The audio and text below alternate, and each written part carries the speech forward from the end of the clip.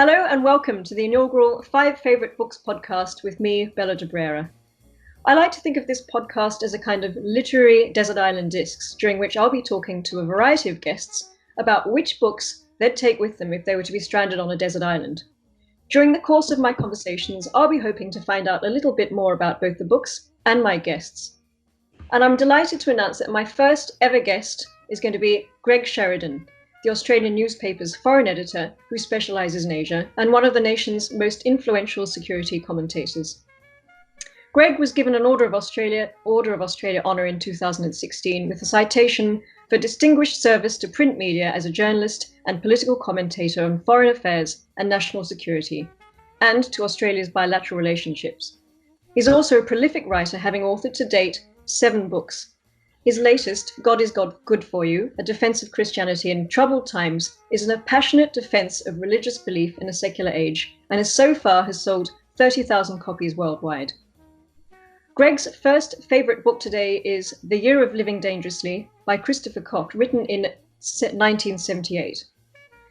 Before I talk to Greg about the book, I'll just give you a bit of a background because I hadn't heard of it before I read it, and it is fantastic. It's set in Jakarta in the fall of the Sukarno regime in 1965, and it's loosely based on the author's brother's experience as an Australian journalist in Indonesia during that period. The author also worked there for 2 months in Jakarta in 1968 as an advisor to UNESCO. The novel is part political thriller, part epic love story, part morality tale, and part political uprising. And it's the story of a young Australian journalist, Guy Hamilton, a British female diplomat, Jill Bryant, and a fascinating character, Chinese-Australian male dwarf, Billy Kwan. And it's all about their interaction in Indonesia in the summer and autumn of 1965. So, Greg, welcome to this first podcast, and thank you so much for being my first guest on Five Favorite Books. Now, you're not only a prolific writer, but you're also a prolific reader. So it must have been very difficult to come up with a short list of 5. And my first question to you is, why The Year of Living Dangerously? Well, Bella, it's just a joy beyond measure to be with you and to be talking about books. What fun this is. Chris Koch became a very good friend of mine. I really was a stalker of his. He was my first celebrity stalking target. You know, I read this book. This is a cliche, but it really changed my life. It convinced me that I read it on a plane going from Australia to London, my first overseas trip as a journalist in about 1979 or 80. And it was such a vivid, magnificent evocation of Jakarta and Indonesia and everything that a foreign correspondent can do and be, with much deeper themes as well, of course, that I thought when the plane stopped in Singapore, I thought, I'm going to the wrong place. Why am I going to London? Southeast Asia is so much more interesting. And from that moment on, I wanted to be a foreign correspondent, and I wanted to spend a lot of time in Indonesia. And but as well, as I think you've kindly said, it's just I think it is the best written, most magnificent Australian novel of any kind. So it really changed the course of your life. You weren't really interested in that part of the world until you picked up the book. Is that fair to say that it really changed your life? It did. I wouldn't say I had no interest in Asia. I mean, I was a child of the Cold War, so I grew up with the Vietnam War pressing ever on my conscience and on my consciousness. I supported the South Vietnamese. I supported Australia's commitment in Vietnam. And then with friends at university, we campaigned strongly for Vietnamese people to come to Australia. But nonetheless, I had a traditional sort of Anglo-Celtic Australian Cold War outlook, which was that the centre of the universe was the United States, and the centre of the Cold War was Russia and Western Europe. And this just made Indonesia so interesting. I'd never been to Southeast Asia before I read this book, and I just determined that I wanted to spend a lot of time there. And of course, I ended up spending, 2/3 of my professional life really, not always based in Southeast Asia, but travelling back and forth all the time. So when was the first time that you actually went to Indonesia? And so a lot of the novel, the very first sort of pages put us in the Wayang bar in the Hotel Indonesia in Jakarta, which seems to be the place where all the foreign correspondents go to be safe. It's this dark, air-conditioned other world away from the troubles outside. And I think in our conversations you said you'd actually been there. Oh yeah, many times. So the Hotel Indonesia was an icon of Jakarta. Um, I first went to Indonesia, I think when Gareth Evans was foreign minister. There was a period when Australian journalists weren't allowed in, so I went in on his coattails. But I stayed at the Hotel Indonesia when it was still the sort of wonderful, rackety, government-owned, rundown, allegedly five-star, but really pretty sort of ramshackle kind of hotel. I stayed there again recently, just a few weeks ago, and now it's a Kempinski hotel, and it's the last word in luxury and everything. But the Year of Living Dangerously is set in 1965, which was the crazy year in Indonesia. It was the end of the rule of Sukarno. Sukarno is one of the most astonishing and frankly weird people ever to lead a country.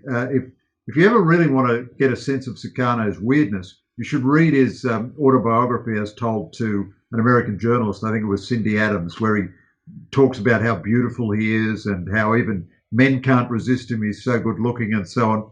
And in that year, there was apparently an attempted communist coup, and then there was a military counter coup.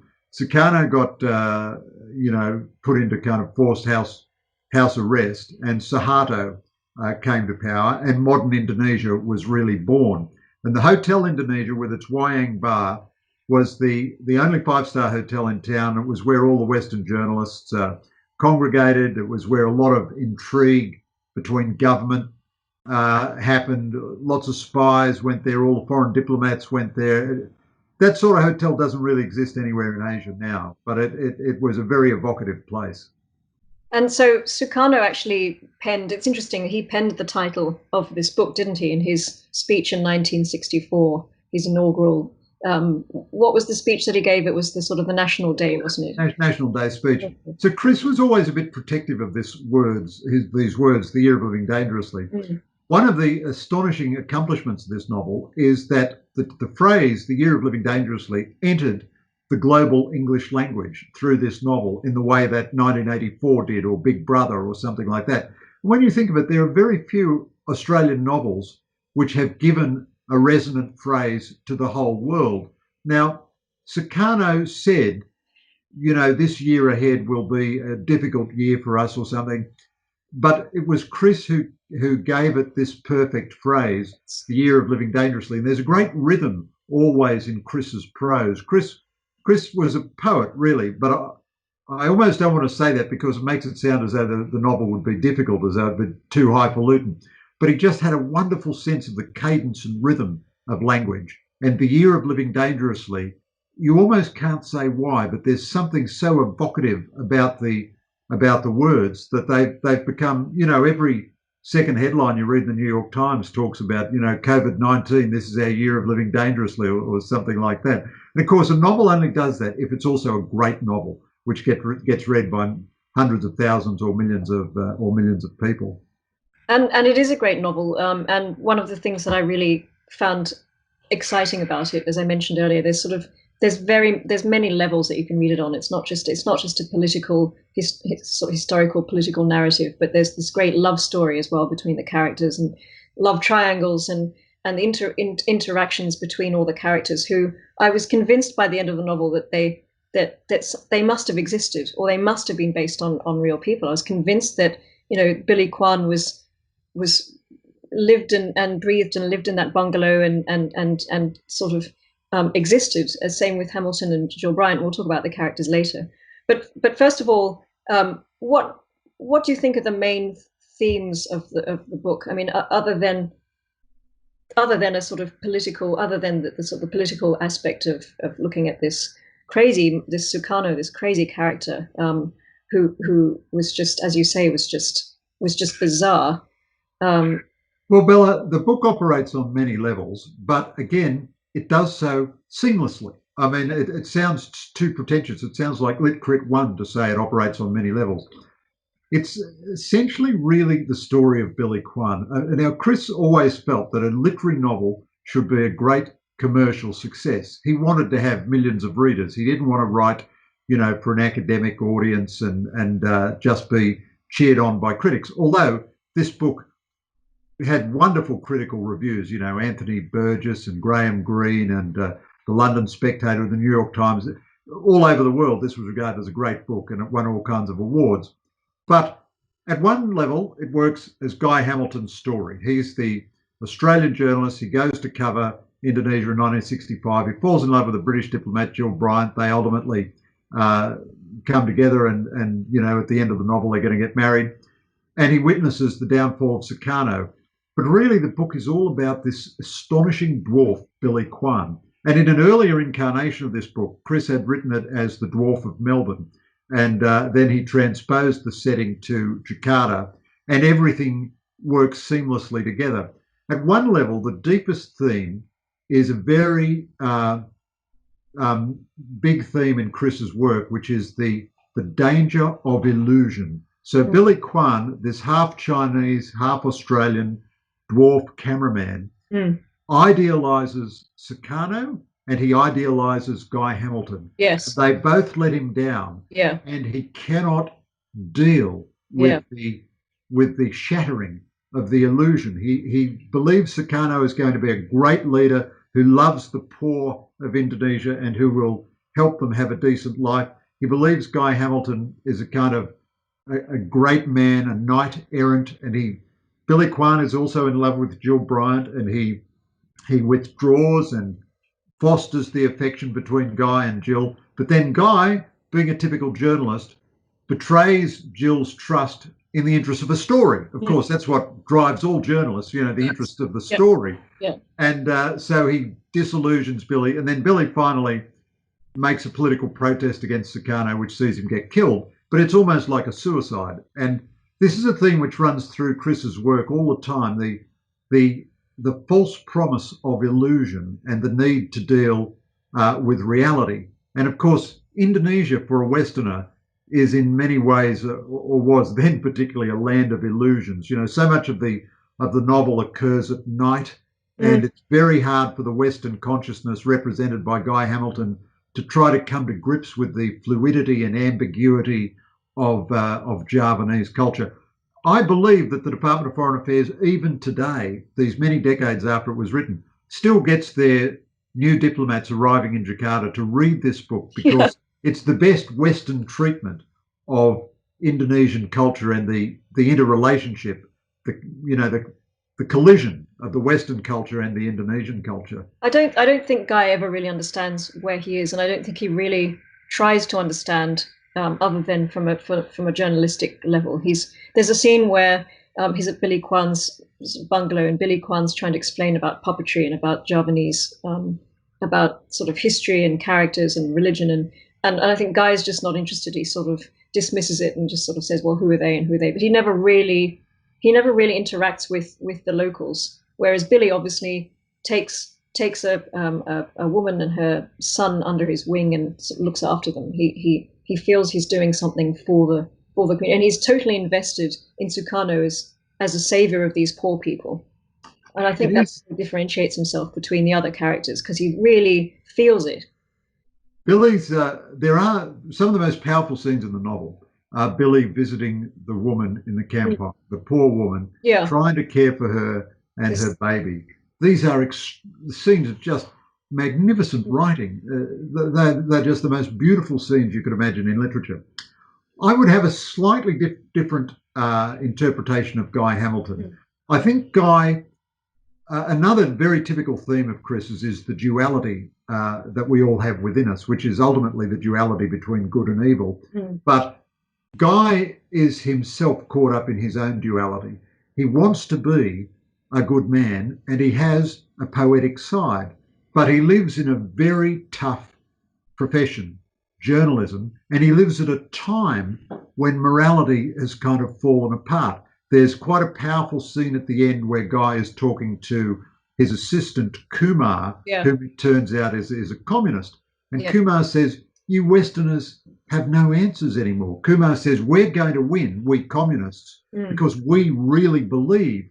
You Westerners, you no longer believe in anything except your pleasures, and you no longer have any answers. But Guy is actually better than that. although Guy to some extent betrays Jill's trust, he nonetheless he does try to respond decently to Billy Kwan, whom he kind of loves, to Kumar, whom he knows is a communist.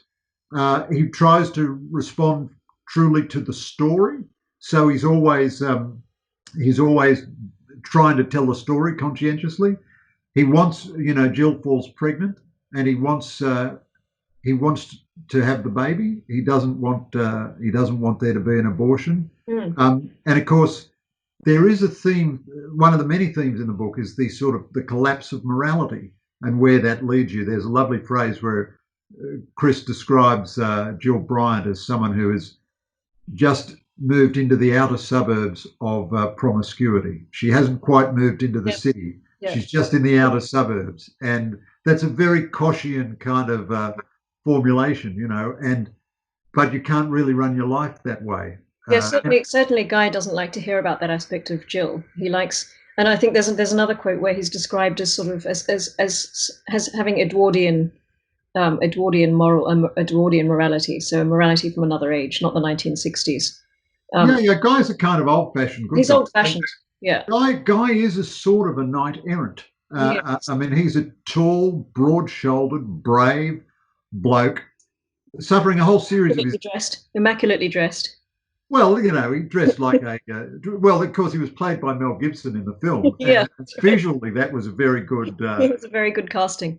And Jill in the novel is a gentle person who wants a big guy to look after her in a way, And of course, this is one of the reasons I think Koch couldn't write about contemporary lives was because the relations between the sexes just were not something he understood in a contemporary. So most of his novels are set at the latest in the 1960s and 70s, and often a long time before that. So, do you think Koch sort of modelled himself slightly on Guy, he modelled Guy on himself rather than? Do you think there's a little bit of Koch in the character of Guy Hamilton and his clinging, his wanting to keep the morality at a certain sort of pre-1960s sort of status? Yeah. So Guy was no wowser, and nor was Chris. Indeed, as a few hangovers, I would testify, in evidence that I suffered in his company. But yes, so Chris did model his characters a little bit on real people. He would take certain aspects of real people and use them. He said otherwise a character was too theoretical, but it wasn't slavishly based on anyone. The experience was based partly on his brother Philip Koch, who was a very successful ABC correspondent in Jakarta in the period that's covered. And certainly I think his attitude to issues of morality was similar to Chris's. But on the other hand, Chris is a kind of contemplative poet and novelist, whereas Guy Hamilton is a man of action. Guy likes to be out in the street with the smell of cordite as close to danger as he can get. So that aspect of Guy was not based on Chris. I think the character of Billy Kwan, there's a bit of Chris in that too. Billy is a convert to Catholicism. Billy he keeps all these secret files on everybody. He's very always turning over in his mind the meaning of events. He's thinking things through. He's an intellectual, but also he's out recording events through his lens. Yes, actually, that's something I like to. The secret files thing is quite strange. I sort of had a lot more sympathy for the character of Billy Kwan until we found out that he'd been keeping some very, very detailed and probably not very suitable notes on everybody. And had body types for women, and sort of was basically spying on Jill and Guy and writing about it. And that sort of goes beyond normal behavior for anyone. And so I sort of, at that point in the novel, I thought I quickly became disillusioned with the character of Billy Kwan, because it showed that it was creepy is not the right word, but. No, creepy is okay. And I know just what you mean, Bella. Yeah. I went through a similar series of the window at people and writing it down. Yeah. I went through a similar series of feelings with Billy myself when I first read the book. Billy, I think, is one of the great characters of English literature. So Jill Bryant and Guy Hamilton, they're very fully realised, and some of the other characters, they're great. But there are lots of Jill Bryants and Guy Hamiltons throughout literature. There's only one Billy Yeah. Kwan. Billy Kwan is an extraordinary literary creation.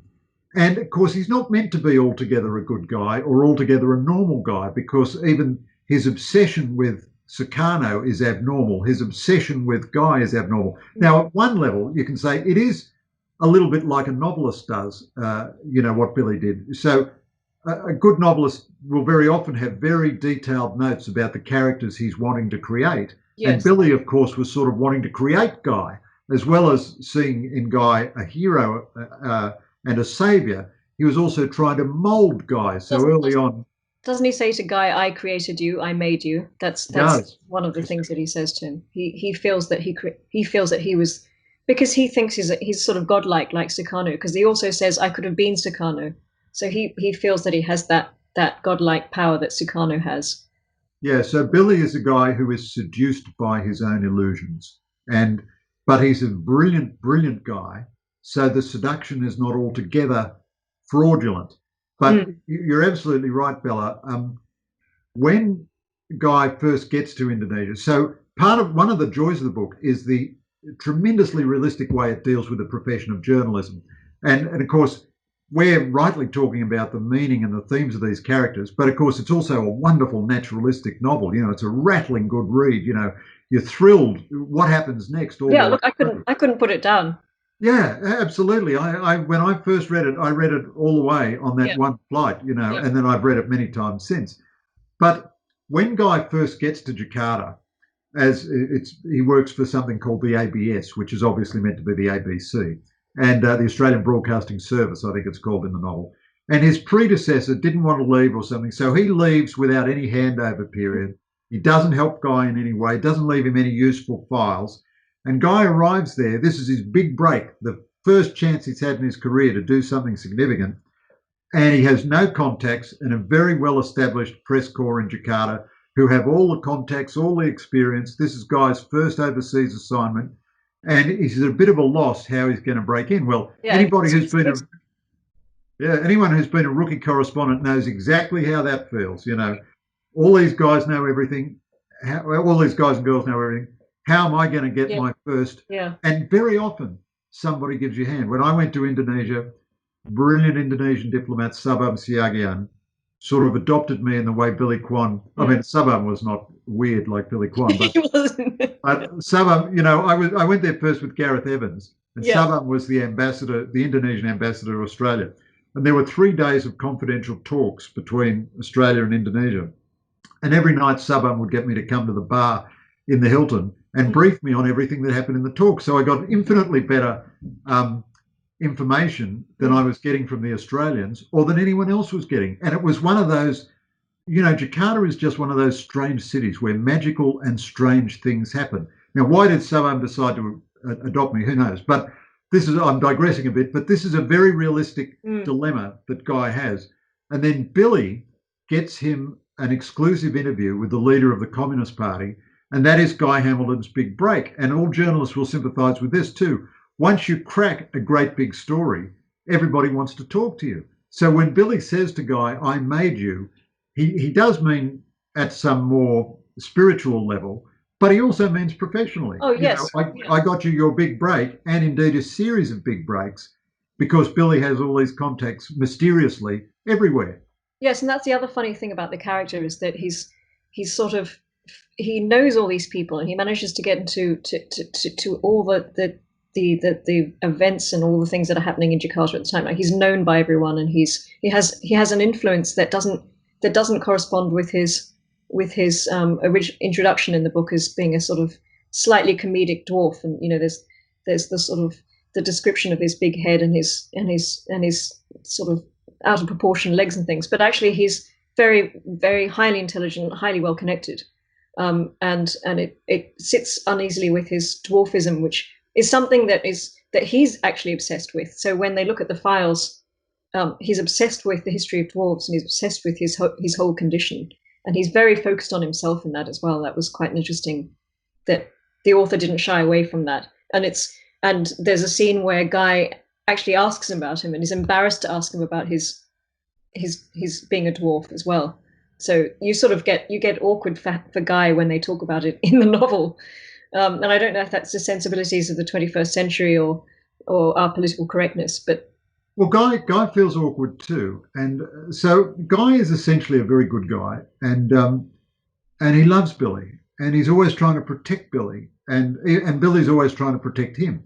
There's a deep male friendship, which is not homoerotic or anything, but a very deep male friendship between Billy and Guy. And Guy doesn't want to talk about Billy's dwarfism generally because he just wants to accept and relate to Billy as a good guy and a brilliant cameraman, a brilliant cameraman, and a great friend. But Billy, of course, is constantly intellectualizing everything, and then some of the other journalists in the bar make fun of it. Are pretty crude and make a lot of jokes and so on. Now, who could ever imagine that of journalists, foreign correspondents, Australian?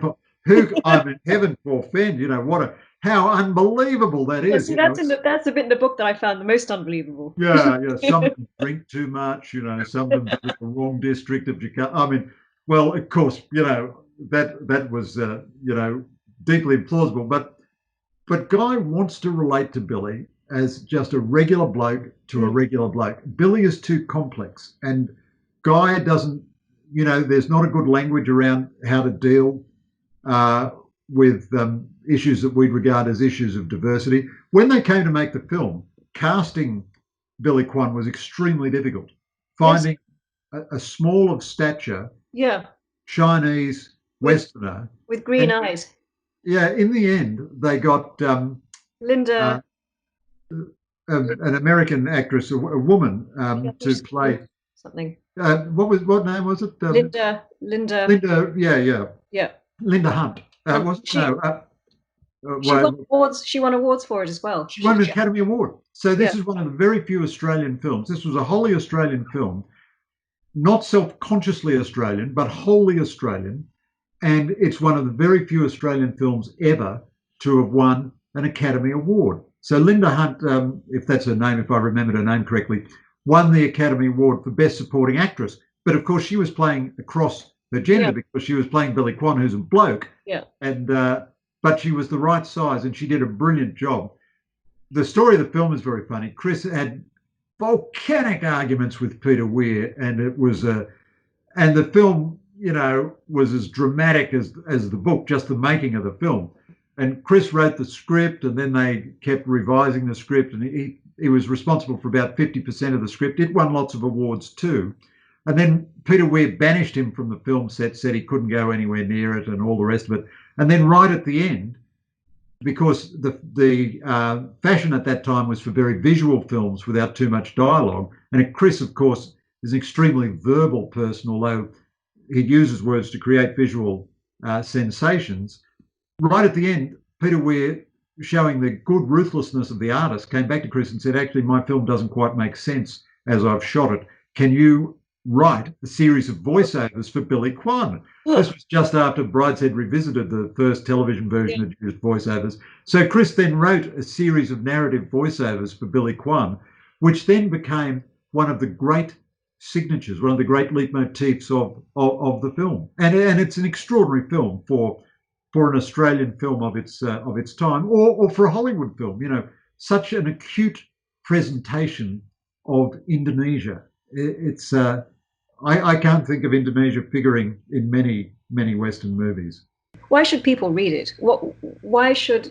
And this is a very good time for us. I wasn't going to mention the coronavirus, but people have a lot of time inside at the moment, and if you want, if you want, from my opinion, if you want a book that you can't put down, you should read The Year of Living Dangerously.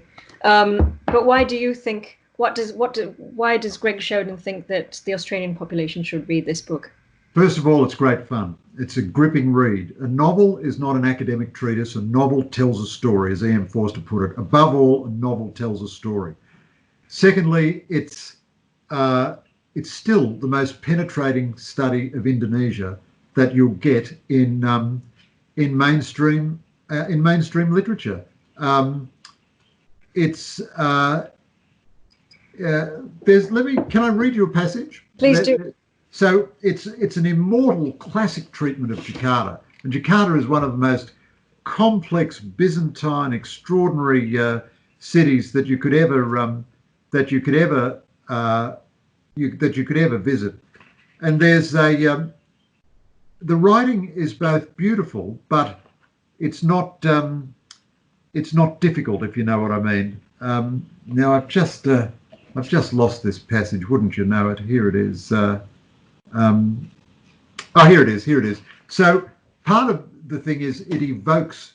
With all writing, I found this even with my own writing, one of the things you want to do as a writer is to evoke a certain time and place. And this gives you Indonesia more classically. So let me read 2 paragraphs about Jakarta in 1965.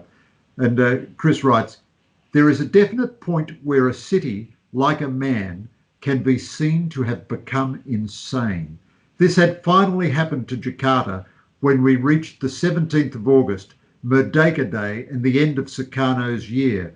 Amok is an old Malay world, and Jakarta had now run amok with classical completeness.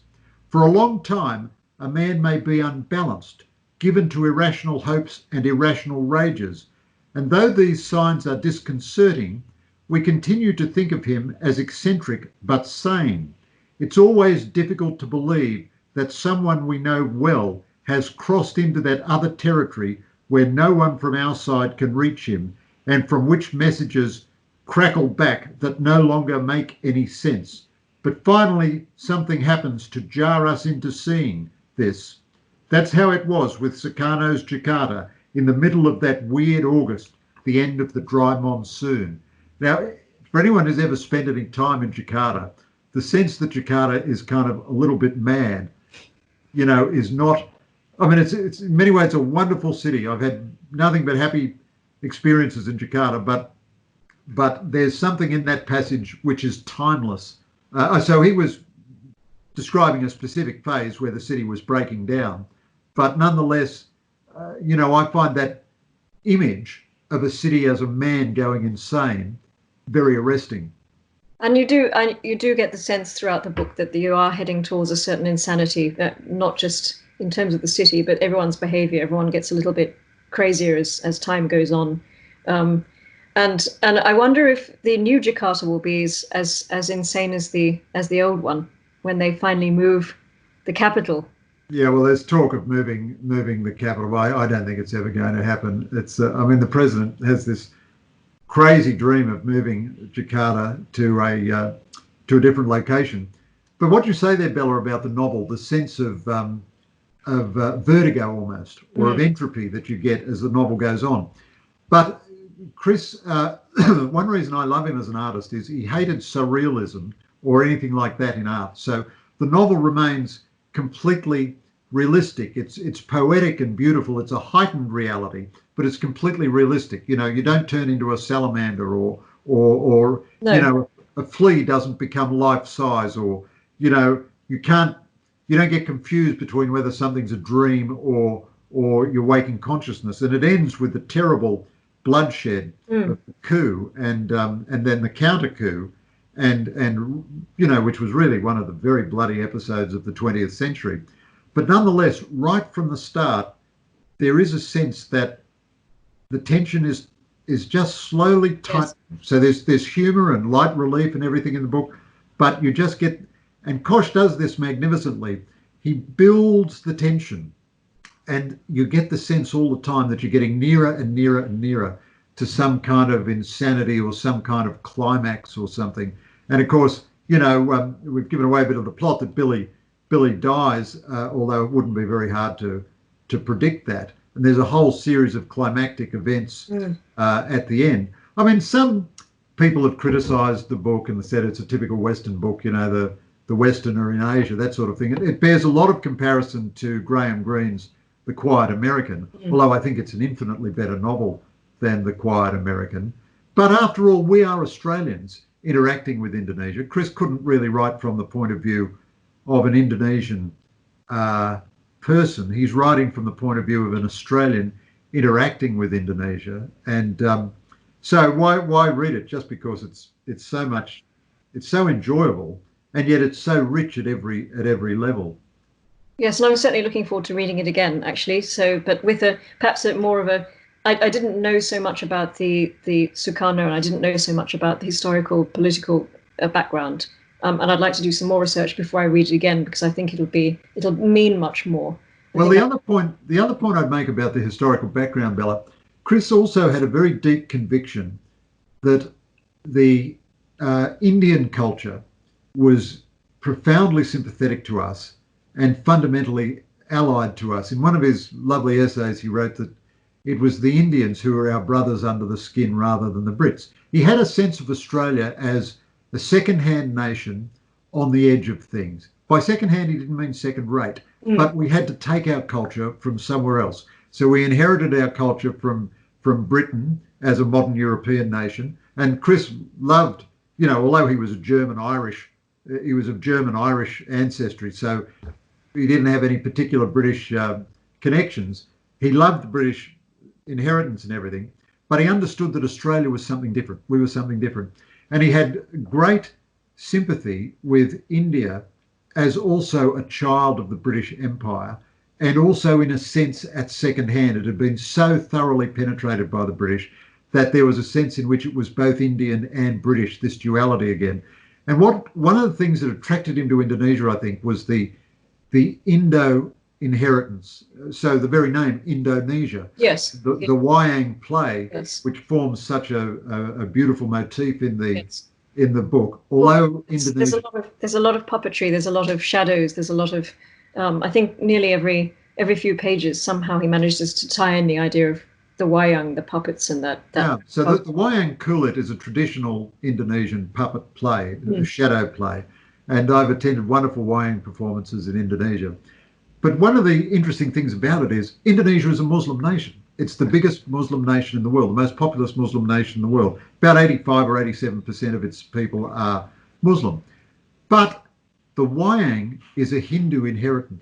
It's an Indian inheritance. And it still has many of the characters of Indian and Hindu derivation. And Chris just loved this sort of thing. He just loved the fertility of the Indian influence. And so in a sense, Indonesia was also coping with this duality, its own past.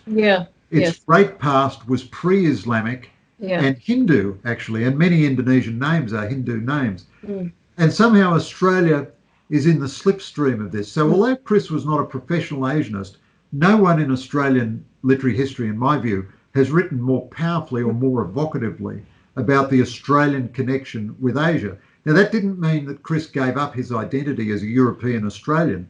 Quite the reverse. Because he had such a secure cultural identity, he could journey forth into Asia and really enjoy and benefit from its riches and engage in the deepest dialogue with it, because he knew he was formed by Shakespeare and Goethe and the Bible and so forth.